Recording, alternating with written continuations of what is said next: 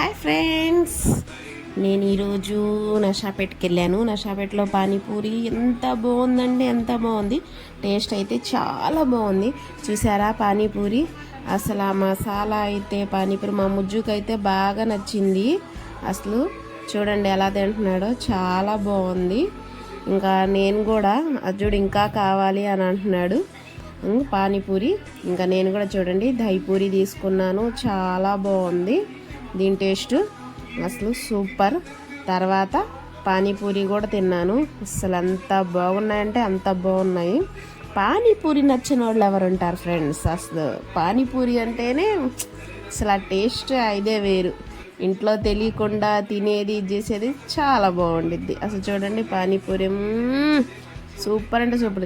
ఇంకా అసలు వేస్తుంటే తింటున్నాను, ఎంత తిన్నానో కూడా అర్థం కాలేదు.